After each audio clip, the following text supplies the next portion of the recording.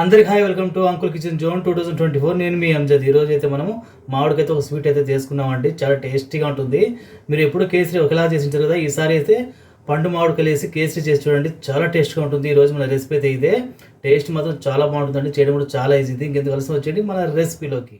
నేను ఒక పెద్ద సైజు మామిడికాయ అయితే తీసుకున్నానండి. ఇది బాగా పండిన మామిడికాయ. మనకు కేసరికి అయితే బాగా పండిన మామిడికాయ అయితే మంచి ఫ్లేవర్ వస్తుంది, టేస్ట్ కూడా చాలా బాగుంటుంది. ఇప్పుడు దీన్ని ఏం చేద్దామంటే పైన తొక్కంతా మొత్తం తీసేద్దాం నీట్గా. ఈ విధంగా తొక్క తీసిన తర్వాత చిన్న చిన్న ముక్కలుగా అయితే కట్ చేసుకుందాం. నేనైతే పూర్తిగా ఒక మామిడికాయ వేసానండి. చూసారు, బాగా పండిన మామిడికాయ ఇది. ఇప్పుడు దీన్ని ఏం చేద్దామంటే మిక్సీ జార్లోకి వేసుకునేద్దాము. మిక్సీ జార్లో దీన్ని బాగా మనము పేస్ట్ లాగా అయితే చేసుకునేద్దాము. చూసారు కదా, ఈ విధంగా పేస్ట్గా చేసుకోవాలి.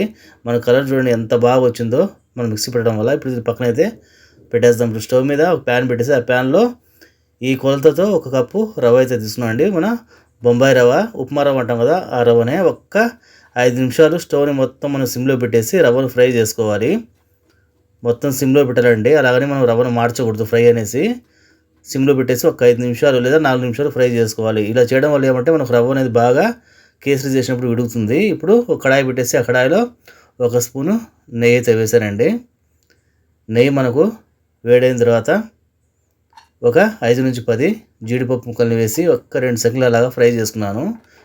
కేసరిలో మనకు జీడిపప్పు అనేది చాలా బాగా టేస్ట్ వస్తుందండి. దీన్ని నెయ్యిలో ఫ్రై చేసుకుంటే ఇంకా బాగా మనకు మంచి సువాసన అయితే వస్తుంది. ఇప్పుడు దీంట్లో ఒక 5 నుంచి 10 ఎండు ద్రాక్ష కూడా వేసుకొని కొద్దిగా కలర్ వచ్చేంత వరకు అది కూడా ఒక్క 2 సెకండ్లు మనం ఫ్రై చేసుకుందాము.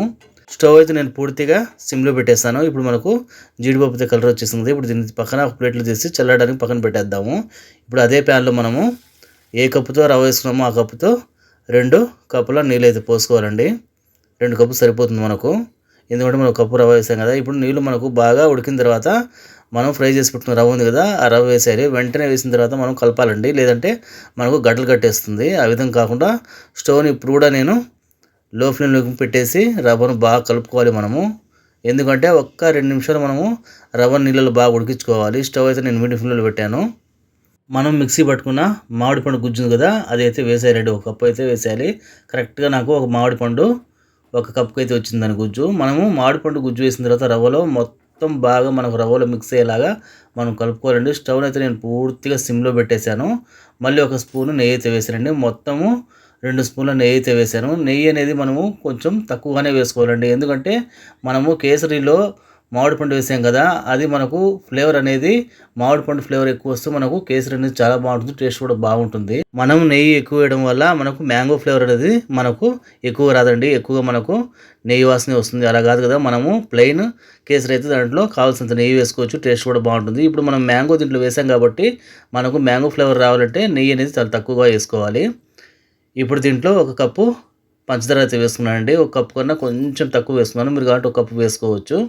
మనము పంచదార వేసినప్పుడు మొత్తం బాగా కలుపుకోవాలి. మనం వేసిన పంచదార మన రవ్వలో బాగా మిక్స్ అయ్యేలా కలుపుకోవాలి. ఇప్పుడు మనం వేసిన మామిడి పండు గుజ్జు అలాగే చక్కెర మొత్తం రవ్వలో బాగా పట్టేలాగా బాగా కలుపుకోవాలండి, ఎక్కడ గడ్డలు లేకుండా. స్టవ్ అయితే మొత్తానికి సిమ్లో అయితే పెట్టేస్తాను నేను. మనము కేసరిని ఎంత కలిపితే మనకు కేసరి అనేది అంత నైస్గా టేస్ట్గా వస్తుంది, ఎక్కడ అడుగు పట్టకుండా. మనం ఎంత సిమ్లో పెట్టినా కూడా ఒకసారి అడుగు అయితే పట్టేస్తుందండి, ఎందుకంటే కడాయి బాగా హీట్ ఎక్కింటుంది కదా.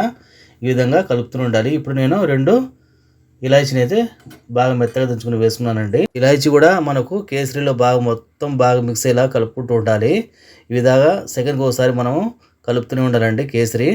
అప్పుడే మనకు కేసరి అనేది బాగా ఉడుకుతుంది. ఒక 5 నుంచి 8 నిమిషాలు అయితే మనము బాగా ఉడికించుకోవాలి కేసరిని. వేసిన చక్కెర అలాగే మామిడికాయ గుజ్జు మొత్తం బాగా రవ్వలో కలిసిపోయి మంచి సువాసన అయితే వస్తుందండి. ఇప్పుడు మనం ఫ్రై చేసి పెట్టుకున్న జీడిపప్పు అలాగే ఎండు ద్రాక్ష అయితే వేసుకునేసి మొత్తం బాగా కలుపుకోవాలి. దాని ఫ్లేవర్ కూడా దాని టేస్ట్ కూడా కేసరిలో మనకు చాలా బాగుంటుందండి. ఈ విధంగా కలుపుతూ మనం అప్పుడప్పుడు మధ్యలో ఆపుతూ ఉండాలి, కలుపుతూ ఉండాలి. అప్పుడే మనకు కేసరి అనేది బాగా పర్ఫెక్ట్గా వస్తుంది. కేసరిని ఎప్పుడు ఒకేలా కాకుండా ఈ విధంగా ఫ్రూట్స్ వేసి చేసిన కూడా చాలా బాగుంటుందండి. మనకు మామూలుగా పెళ్ళిళ్ళలో పైనాపిల్ కేసరి పెడుతుంటారు కదా, అలాగే మ్యాంగో కేసరి కూడా చాలా బాగుంటుంది టేస్ట్ అయితే. మ్యాంగో కేసరి తప్పకుండా ట్రై చేయండి. ఈ సీజన్లో మనకు మామిడికాయలు అయితే ఎక్కువగా వస్తుంటాయి కదా, మంచి మగ్గిన మామిడికాయలు తీసుకుంటే టేస్ట్ చాలా బాగుంటుంది. ఇప్పుడు మనకు కేసరి అయితే రెడీ అయిపోయింది. దీన్ని ప్లేటింగ్ అయితే చేద్దాము. చూసారు కదా, చూడడానికి ఎంత కలర్ఫుల్ ఉంది కదా మన ప్లేటింగ్ అనేది. టేస్ట్ కూడా అంతే బాగుంటుందండి. ఇంకెందుకు కలిసి వచ్చేయండి. ఇప్పుడు దీన్ని మనం టేస్ట్ చేసేద్దాము. అసలు చూస్తుంటేనే నాకు నోట్లు నీళ్ళుడుతున్నాయండి. టేస్ట్ అయితే అసలు చెప్పడం కాదు కానీ చేసి తినేయండి. టేస్ట్ అయితే నాకు చాలా బాగా నచ్చింది. సూపర్‌గా వచ్చింది. నేను అనుకున్న విధంగానే వచ్చిందండి. తప్పకుండా ట్రై చేయండి. ఈ వీడియో మీకు నచ్చితే లైక్ చేయండి, సబ్స్క్రైబ్ చేయండి. Thanks for watching me.